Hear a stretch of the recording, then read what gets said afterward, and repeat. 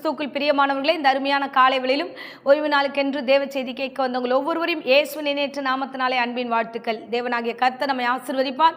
பிரசங்கத்துக்கு முன்பதாக இந்த வேளையில கண்களை மூடி நாம் ஜெபிப்போம். ஸ்தோத்திரம் ஆண்டவரே, இந்த அருமையான தருணத்தை எங்களுக்கு ஏற்படுத்தின கிருபைக்காக ஸ்தோத்திரம் ஆண்டவரே. ஒவ்வொரு நாளும் உடைய கிருபை எங்களை நடத்தி கொண்டிருக்கிறது. இந்த மகிமை நாளிலும் கர்த்தாவே பிள்ளைகளோடு பேச போகிற வார்த்தைகளுக்காக நன்றி. இந்த வார்த்தைகளை கேட்கக்கூடாதபடிக்கு தடை பண்ணுகிற எல்லா பொல்லாத தடைகளையும் பிசாசின் கிரியைகளையும் இயேசுவின் நாமத்தினாலே அடியேன் சபித்து கட்டுகிறேன். கர்த்தர் தாமே பொறுப்பெடுத்தும் எங்களை தொடர்ந்து வழிநடத்தும். இயேசுவின் நேற்று நாமத்திலே ஜெபித்து ஒப்புக் கொடுக்கிறேன் ஜீவனுள்ள நல்ல பிதாவே, ஆமேன் ஆமேன். ஹல்லேலூயா. கர்த்தர் நல்லவர், அவர் கிருபை என்றும் உள்ளது.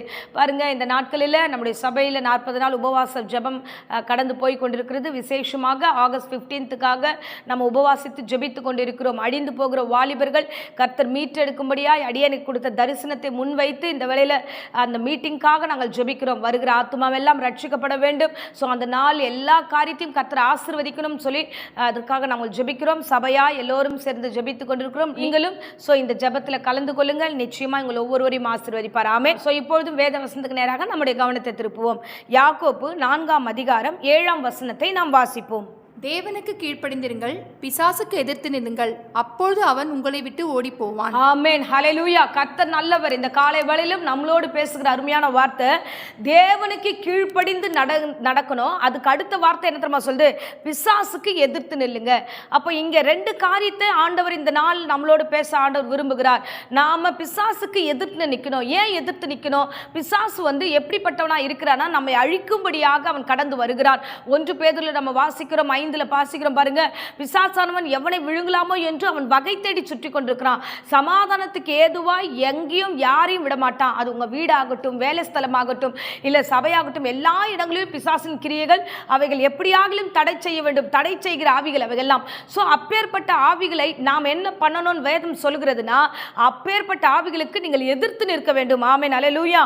ஸோ அப்பொழுது அவன் உங்களை விட்டு ஓடி போவான். நாம பிசாசு நம்மளை விட்டு கடந்து போகணும்னா 2 காரியம் கண்டிப்பா செய்யணும். ஒன்று, கர்த்தருக்கு கீழ்ப்படியணும். 2வது, எதிர்த்து நிற்கிற பிள்ளைகளா நாம் காணப்பட வேண்டும். அல்லேலூயா. சோ இந்த வேத வசனத்தில் நம்ம பார்க்கிற முதல் வார்த்தையாக தேவனாகிய கர்த்தர் சொல்கிறார், கீழ்ப்படிதல். கர்த்தருக்கு கீழ்ப்படிந்தாதான் பிசாசு கீழ்ப்படியும். பிசாசு நம்முடைய வார்த்தைக்கு அது அங்கீகாரம் பெற்றுக்கொண்டு ஓடும். சோ நீங்க இப்ப தேவனுக்கு கீழ்ப்படியாத பட்சத்தில் பிசாசு நீ போனா கூட அது போகாது. நம்ம ஜெபம் பண்ணா கூட அந்த தடைகள் எல்லாம் அப்படியே தான் இருக்கும். ஏன்னா நாம கர்த்தருக்கு கீழ்ப்படியாத பட்சத்தில், பரிசுத்த ஆவிக்குள்ளாக நம்ம மாறாத பட்சத்தில், ஆண்டவருக்கு உண்மை உள்ள பிள்ளைகளாய் மாறாத பட்சத்தில் பிசாசு கண்டிப்பா செவி சாய்க்காது. அல்லேலூயா.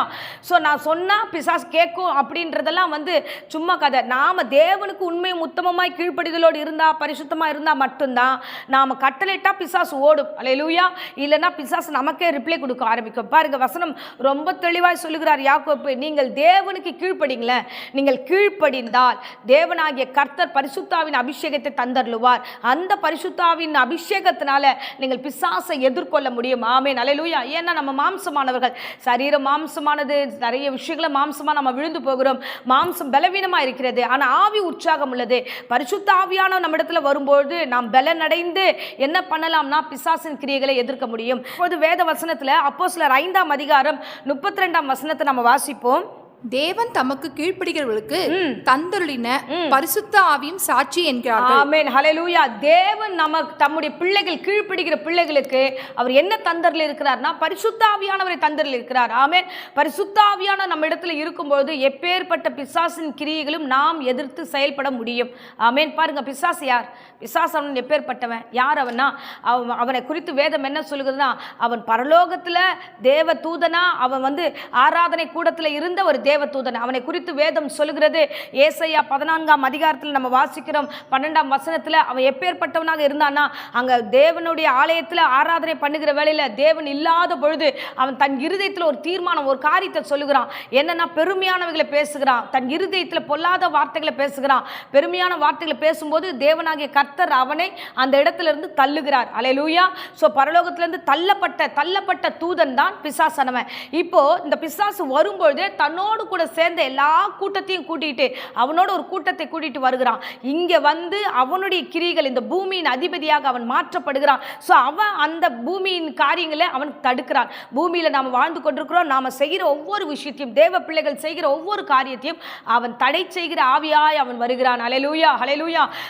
ஒரு காரியத்தை தெளிவாய் புரிந்து கொள்ள வேண்டும். பிசாசுக்கு எல்லாம் தெரியும். ஏன்னா ஆல்ரெடி அவன் வந்து தேவ தூதனா இருந்தவன் இல்லையா? அப்போ எங்கெங்க எந்தெந்த இடத்துல தேவ பிள்ளைகள் இடறுவார்கள், எங்க பலவீனம் அடைவார்கள், எங்க விழுந்து போவார்கள், எங்கே தருணங்கள் வந்து கிடைக்குமோ அங்கெல்லாம் அவன் தடை செய்யும்படியாக தடை பண்ணுகிற ஆவி இந்த வேளையில கடந்து வருகிறது. ஹல்லேலூயா. ஆனா நாமோ பரிசுத்தாவியானவருக்குள்ளாக, முதல் வசனத்தை நம்ம வாசிச்சோம், தேவனுக்கு கீழ்ப்படியும் போது பரிசுத்தாவியானவர் வருவார் என்று. அப்ப பிசாசை எதிர்க்க பரிசுத்தாவி துணை தேவை. பரிசுத்தாவியானவர் வந்தா எப்பேற்பட்ட பிரச்சனைகளையும் நீங்கள் எதிர்கொள்ள முடியும். ஆமென். நீ எப்பேற்பட்ட பலவீனமா இருங்களேன், உங்களால அந்த பிசாசின் கிரியைகள் எதிர்க்க முடியல, சூனியங்கள் வச்சுட்டாங்க, மந்திரங்கள் வச்சுட்டாங்க, சில காரியங்கள் செஞ்சுட்டாங்க, அதனால எதிர்க்க முடியலன்னு ஒருவேளை விழுந்து கிடந்தா நீங்க பயப்படாதீங்க. உங்களுக்குள்ள இருக்கிறவர் பெரியவர், பரிசுத்தாவியானவர். அவர் கீழ்ப்படுகிற பிள்ளைகளுக்கு அவர் பிரியமாய் வந்து சகல காரியத்தையும் ஜெயம் எடுக்க அவர் வல்லவராய் இருக்கிறார். பாருங்க, கிதியோனை குறித்து வேதத்துல நம்ம வாசிக்கிறோம். நியாயாதிபதிகள் 6ஆம் அதிகாரத்துல இஸ்ரவேல் ஜனங்கள் கர்த்தருக்கு விரோதமாக பெரிய காரியங்களை செய்கிறார்கள், அநியாயமான ஒரு பாவத்துக்குள்ளாக அவங்க கடந்து போகிறார்கள், கர்த்தரை மறுதலிக்கிறார்கள். அப்பொழுது கர்த்தர் என்ன பண்ணார்னா, இந்த இஸ்ரவேல் ஜனங்களை முழுக்க எடுத்துன்னு போய் மீதியானர் கையில ஒப்பு கொடுத்துட்டார். இந்த மீதியானியர்கள் இஸ்ரவேல்கள் வாழக்கூடாதபடிக்கு ஒவ்வொரு முறை படையெடுத்து வருகிறார்கள். அப்போ இந்த ஜனங்கள் எல்லாம் புலம்புகிறார்கள், ஆண்டவரே நாங்க பண்ணது தப்பு, ஆண்டவரே உமக்கு கீழ்ப்படியாம ஆண்டவர் நாங்கள் விரோதமாய் விக்கிரக ஆராதனை செய்து விட்டோம், விக்கிரக காரியங்களை நாங்கள் கடந்து போயிட்டு எங்களை மன்னிச்சிருங்க ஆண்டவரேன்னு சொல்லி அவங்க திரும்ப ரிட்டர்ன் வந்து என்ன பண்ணுகிறார்கள்னா ஆண்டவர்கிட்ட முறையிடுகிறார்கள். அப்பொழுது கர்த்தர், ஒவ்வொரு முறை நீங்கள் திரும்பி வரும்போதெல்லாம் கர்த்தர் காத்திருப்பார், ஒவ்வொரு முறை நீங்கள் ஜெபிக்க வரும்போதெல்லாம் தேவன் உங்களுடைய ஜெபத்தை அங்கீகரிப்பார். அப்படிதான் இஸ்ரவேல் ஜனங்கள் மறுபடியும் ரிட்டர்ன் வந்து அழுகிறார்கள், ஆண்டவரே எங்களை காப்பாத்துங்க ஆண்டவரே இந்த மீதியான கிட்ட இருந்துட்டு. அப்போ அழுது ஜெபிக்கும் பொழுது அப்ப கர்த்தர், நீங்க பயப்படாதீங்க, நீங்க போங்க, அவங்க உங்களை மேற்கொள்ள மாட்டாங்கன்னு சொல்லிட்டு கர்த்தர் அவர்களை ஆசீர்வதித்து அனுப்புகிறார். அப்பொழுதுதான் வசனத்தை நம்ம வாசிக்கலாம். சோ வசனத்தை வாசிக்கலாம். நியாயாதிபதிகள் 6ஆம் அதிகாரம் 11ஆம் வசனத்தை நாம் வாசிப்போம். அதற்கு பின்பு கர்த்தருடைய தூதன் வந்து அபியேஸ்ரியான யோவாசின் ஊராகிய ஒப்ராவில் இருக்கும் ஒரு கர்வால் மரத்தின் கீழ் உட்கார்ந்தார். அப்பொழுது அவனுடைய குமாரன் கிதியோன் கோதுமையை மீதியானின் கைக்கு தப்புவிக்கிறதற்காக ஆலைக்கு சமீபமாய் அதை போரடித்தான். ஆமென், ஹல்லேலூயா. சோ இப்போது அவர்கள் எல்லோரும் ஒருமனப்பட்டுகிறார்கள். இந்த நேரத்தில் கிதியோன் என்ன பண்ணுகிறான்னா, அந்த ஆலயத்திற்கு கொண்டு போய் தனியா போய் போரடிக்கிறான். அந்த கோதுமை மணிகள் எல்லாம் தனியா, யாருக்கும் தெரியாம அந்த காரியத்தை அவன் செய்கிறான். செய்யும் பொழுது கர்த்தருடைய தூதனானவர் அங்க வந்து நிற்கிறார். வந்து அவனுக்கு தரிசனமாகி, பராக்கிரமசாலியே கர்த்தர் உன்னோடு இருக்கிறார் என்றான். அப்போ இவன் பயப்படுறான், ஐயோ நாங்க பயந்து இருக்கிறோம், எங்களை எல்லாம் மீதியானர்கள் எங்களை மேற்கொள்கிறாங்க, நாங்க ஒவ்வொன்றும் ஒளிஞ்சு சேரோம், நாங்க எப்படி போது அப்போ கர்த்தர் அவனோடு கூட பேசுகிறார். பாருங்க 14ஆம் வசனத்துல வாசிக்கிறோம். அப்பொழுது கர்த்தர் அவனை நோக்கி பார்த்து, உனக்கு இருக்கிற இந்த பலத்தோட போ, நீ இஸ்ரவேலை மீதியானின் கைக்கு நீங்களாக்கி ரட்சிப்பார், உன்னை அனுப்புகிறோம் நான் அல்லவா என்றார். ஆமென், ஹல்லேலூயா, ஹல்லேலூயா. கர்த்தர் நல்லவர். அவன் பயப்படுகிற நேரத்துல கர்த்தர் சொல்றார், நீ பயப்படாத, உன்னை அனுப்புகிறவன் நான் தான், இருக்கிற பலத்தோடனே போ. சோ உன்னை அனுப்புகிறவன் நான் தான் சொல்லி கர்த்தர் அவர் பலத்தினாலே அனுப்புகிறார். ஆமென், ஹல்லேலூயா. பிசாசை எதிர்க்க கண்டிப்பா மாம்சமான மனுஷரால ஒன்றுமே கூடாது. ஒவ்வொரு முறையும் அந்த மாம்சம் விழுந்துதான் போகும். ஆனா அந்த மாம்சத்தின் உள்ள ஆவியானவர் உள்ளே வரும்போது, பரிசுத்த ஆவியானவர் உள்ளே வரும்போது பலன் அடைகிறவர்களாக இருக்கிற பலத்துடனே போன்னு சொல்லும்போது கர்த்தர் தாமே கிதியோனுடைய கையை பலப்படுத்தினார். மிகப்பெரிய ஜெயத்தை கர்த்தர் எடுக்கும்படியாய் கர்த்தர் தயவு பாராட்டினார். ஆமென், ஹல்லேலூயா. அன்பு பிள்ளைகளே, இந்த நாட்களில் இப்பேற்பட்ட ஒரு சூழ்நிலையில் ஆண்டவர், நான் பலவீனமானவன், என்னால எதுவுமே பண்ண முடியாது, எங்க வீட்டுக்கு எதிராக, எங்க வீட்டின் சூழ்நிலைக்கு எதிராக வருகிறாங்க, என் வேலைக்கு எதிராக வருகிறார்கள், இவங்களை எப்படி எதிர்க்கிறதுன்னு தெரியல, மாம்சமானவங்க அவங்க பண்றதெல்லாம் எனக்கு தெரியுது ஆண்டவரேன்ட்டு பயத்தின் மத்தியில் அழுது கொண்டிருந்தா, இன்னைக்கு கர்த்தர் சொல்லுகிறார், பரிசுத்தாவியானவர் உங்களிடத்துல வரும்போது நீங்கள் பலன் அடைவீர்கள். நீங்கள் பலன் அடையும் போதே நீங்கள் பிசாசின் கிரியைகளை நீங்கள் வந்து ஜெயிப்பீர்கள். ஆமென், ஹல்லேலூயா. அதுதான் வேதத்துல வாசிக்கிறோம். நீங்கள் எப்படி பண்ணணும்னா, அந்த பிசாசின் கிரியைகளுக்கு எதிர்த்து நில்லுங்க, அப்பொழுது அவன் உங்களை விட்டு ஓடி போவான் என்று வேதம் சொல்கிறது. கிதியோன் கர்த்தருடைய பலத்தோடு கூட கடந்து போகிறான், பெரிய ஜெயத்தை பெறுகிறான். ஆமென், ஹல்லேலூயா. இது மாதிரி தான் தாவீது தன்னுடைய ஆவிக்குரிய வாழ்க்கையை நல்லா அறிந்திருந்தான். அவனுடைய வாயில வரும்போதே வார்த்தை எப்படி தெரியுமா வருது?